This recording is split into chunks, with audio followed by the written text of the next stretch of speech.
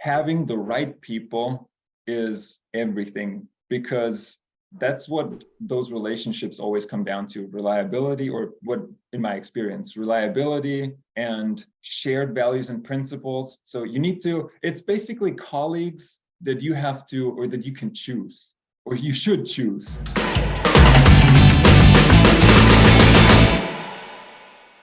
Welcome to this episode of the Real Estate Success Journeys of Our First-Time Deal Makers. Hi, my name is Brooke Ceballos Pinheiro. I'll be your host today. The goal of our show is to learn of people who have closed their first deal and with apartments, and the different products and services that they use from Michael Blanc to help them along the way.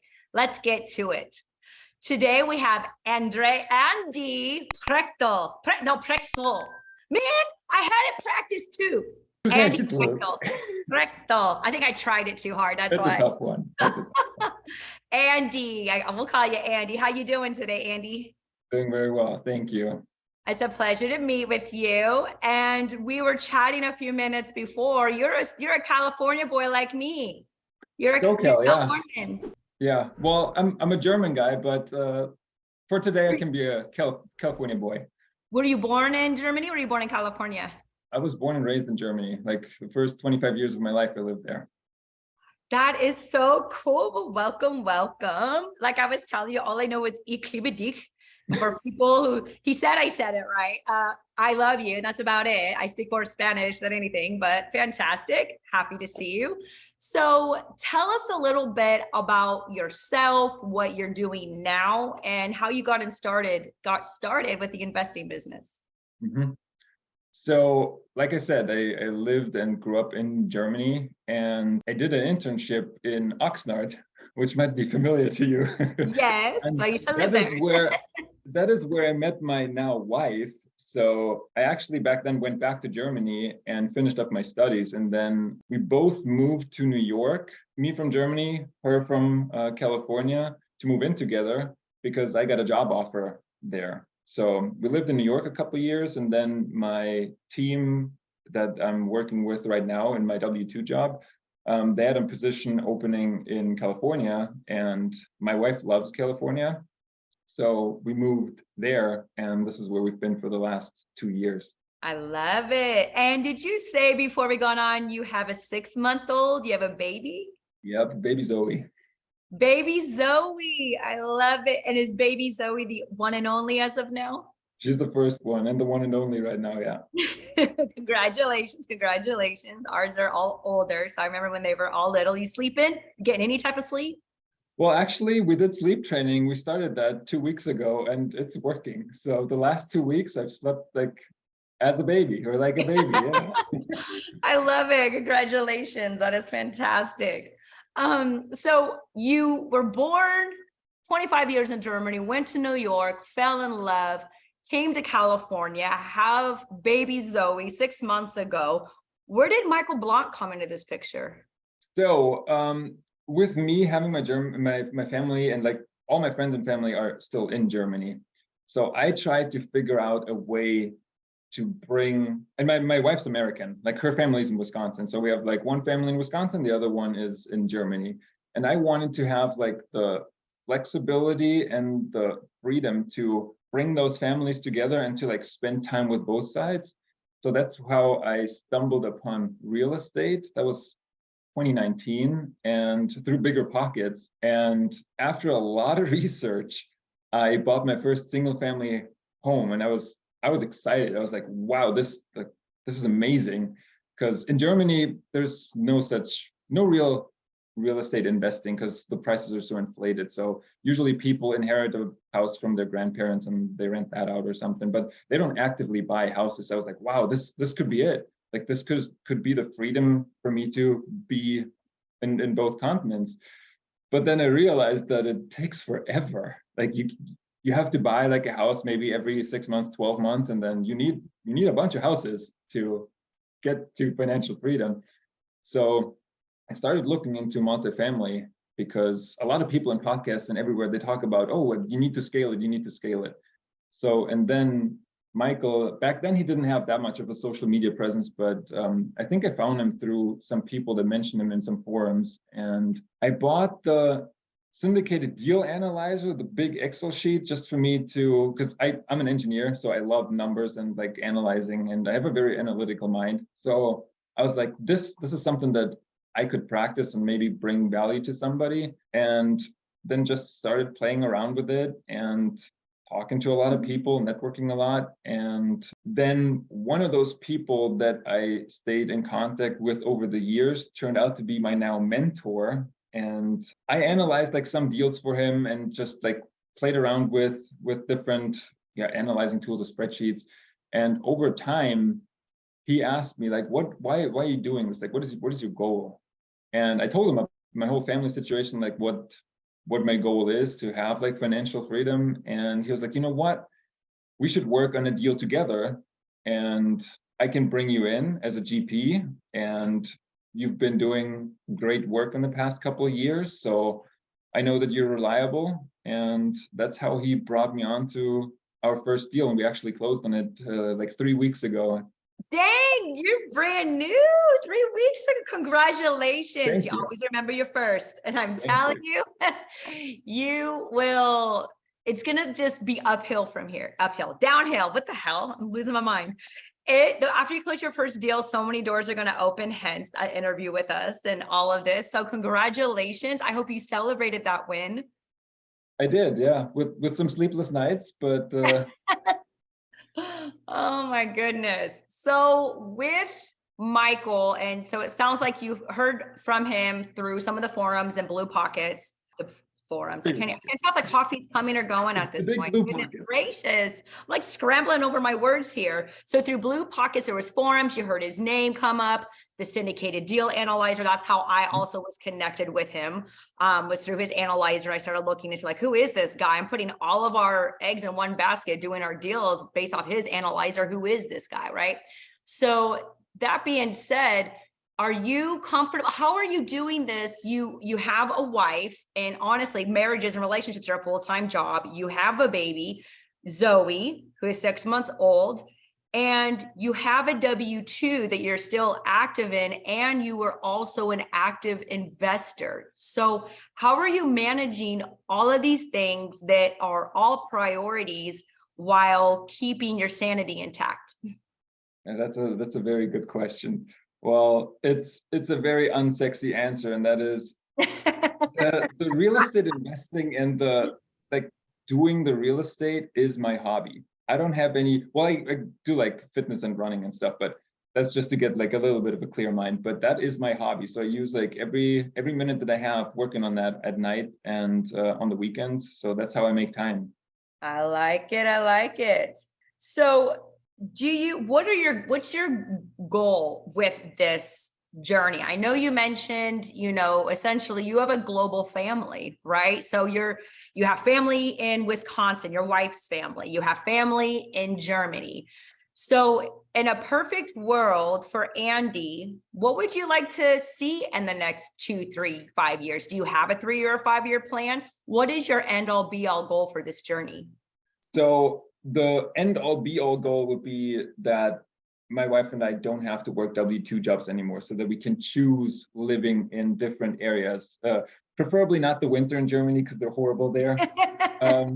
But to be able to spend time there and not be limited by, I only have this many PTOs left, we have to leave at that time, or only travel during, my wife's a teacher, so only travel during like summer break. So that is the ultimate goal. Timeline wise, I would love to see that happen within the next 5 years, but I don't put too much pressure on it because you mentioned it earlier, life happens and you never know. Like anything beyond 2 years is really hard to predict. You can work at it, it might happen faster, it might happen like slower, but I'm in there for the long haul, so I don't care if it takes 3 years or 7 years.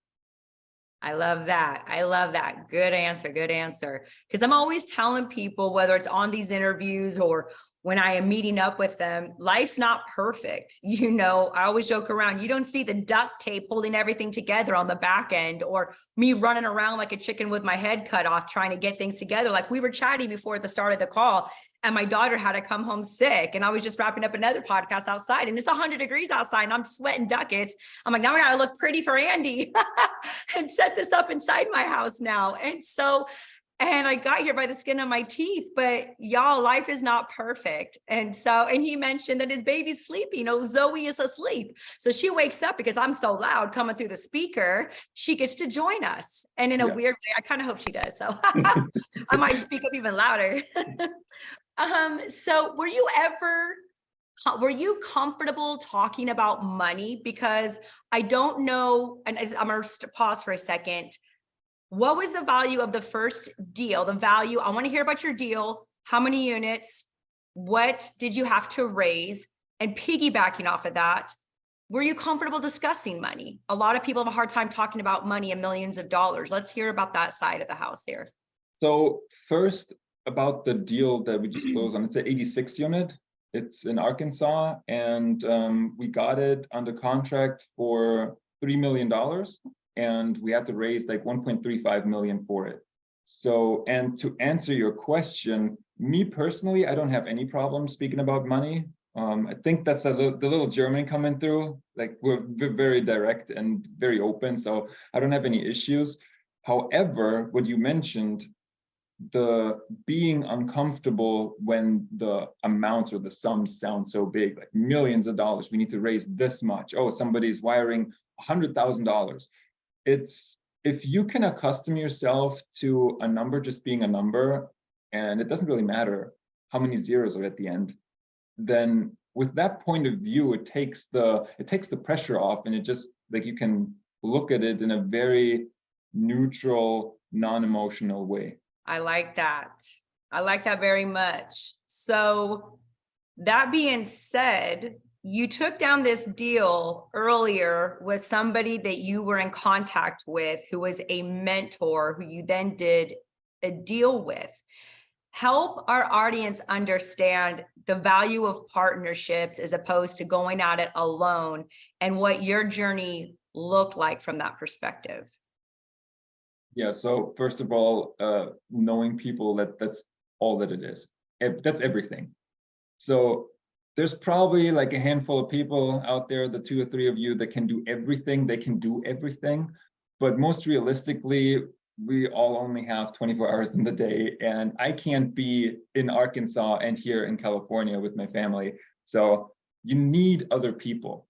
That's the beauty of it, because a lot of people, like you can accomplish so much more. So having, or I should specify a little more, having the right people is everything, because that's what those relationships always come down to: reliability, or what, in my experience, reliability and shared values and principles. So you need to, it's basically colleagues that you have to, or that you can choose, or you should choose. I love that you go, sorry, go ahead.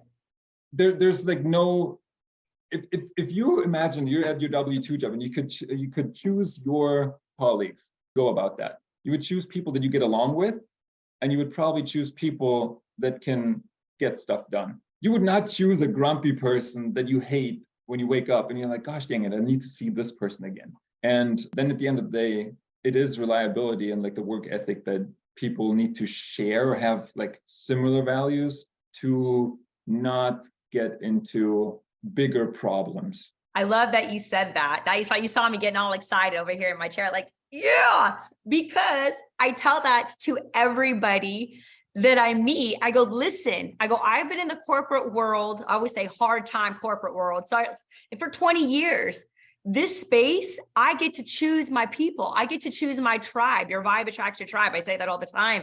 I'm like, you get to choose those you surround yourself with. If I don't like you, you're a difficult investor, I'm like, you know what, sorry, this is not going to be the deal for you. Or a GP, or anything for that matter, your due diligence partners, your SEC attorneys, your contractors that help you with value adds, if that's your space, right? You get to choose the people. And that's something I try to push for people, is because people bring different energies into a room, and you hit the nail on the head. I never wake up when I'm on this side of the journey dreading anything, because the people in this ecosystem are absolutely phenomenal and inspiring to me. And I can do this for hours. There's a quote, I don't know if it's from Elon Musk or whatnot, that says, you know what, I'd rather work 80 hours on my own business and 40 hours with somebody else. And part of that is that some of the people you work with can be very difficult, So kudos to you for recognizing that, because so many people don't even see that as a benefit. When the people you surround yourself with, that is you. You are the company you keep. So kudos to you for recognizing that. What would you say to people who are on the fence, those that are, so let me pause. One, for a brand new person, super green, what are the first few things they should do? And two, what do you say to people who are on the fence if they're interested? Well, first of all, what I would do, or what I would recommend people do, is learn about yourself. Because if you learn about yourself, you get to know who you are, you get to know your strengths and weaknesses, and that will help you identify what your value can be. And even if you're like, and I was like that too, I was like, I have no idea. This is like completely new for me. Like, how can I bring value to somebody? It's a how question. So for a how question, you can always figure it out. You can always learn, you can always improve in a certain section to bring value. And it shouldn't be a weakness that you're trying and make it miserable to get a little better. Just focus on your strengths. And with that, there's always people complementary to you. So if you have strengths and you develop them, then you will bring value. And even if it's just character values, like I mentioned, dependability, reliability, being on time when there's meetings, if you just want to listen in, if you just want to talk to people, be there early, be polite, be courteous. Just those things. You wouldn't believe how very few people have that or show that. And once you find that, then real estate is a very long-term business. So once people, like you said, like if you find your rock stars, the people that you want to hang out with, the people that you want to work with, you usually do that. Why would you try to find somebody else if you found the person that is awesome? I like that. Excellent answer. And where would you point new people to go to get started? What do you think is important to get started? Meetups, there's conferences. So Michael's Dealmaker Live, like that's like the perfect opportunity to find people, to meet people, and just put yourself out there. And you never know. Like, I don't know who said that, but it stuck with me. You're always just one contact or one deal or one something away from changing your life. So even if it's not that conference or that person, it might be the next one. So are you going to Dealmaker Live? It's in 2 weeks. Not this year because of the little 6-month-old. Because of Zoe? Yeah, I'm on parental leave right now, so I'm the one in charge watching her. So Good for you. We got a man holding the fort down with a baby. I like it. I like it. Yes. You just went up even more. So what word or phrase would you say describes this journey? It could be current, future, past. What's a catchphrase that describes your investment journey as of now?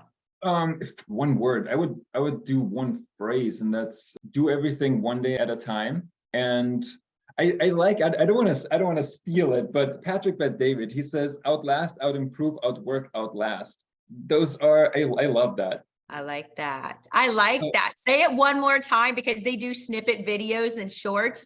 So say it one more time. Outwork, outimprove, outlast, and what was the last one? It's 4. Okay, cool. They'll find it. I like that. I'm going to have to look that up. Basically go above and beyond, right? Yes. Showing up, you're already ahead of 90% of people who don't show up. So kudos to you. So for people who want to get in contact with Andi, how do we reach you? How do we call you, text you, ping you, email you? What is your preferred method for those that might want to learn about you and build a relationship with you? You can contact me on Instagram. I have a private account. I will look through friend requests, and if you don't spam, I will definitely reply. And I don't even know the handle, but I think it's Prechtl9. So Prechtl9. yeah. So Prechtl and then number 9. Perfect. It's Prechtl9. Prechtl. Tell me the German way. There you go. I love it. So what are your final thoughts for our listeners? There's people that are watching because this gets put on YouTube. Some people are just listening on the audio side. Any final thoughts for our audience and listeners for them to take away? Your mind is the limit. Like if you can imagine it, and if you can think it, you can make it happen. That's very short, very in a nutshell, but if you think about it, that basically entails everything. I love that. Fantastic, Andi. I love it. So everybody connect with Andi. It was Andi Prechtl9 on Instagram. If you're not spammer or annoying, maybe he'll let you in. I appreciate all of you guys listening with us. And it was a pleasure. I think you were the first person who's been born and raised in another country I got the pleasure of connecting with on our YouTube interviews. For 25 years, it's fantastic. So I appreciate you. Lots of love.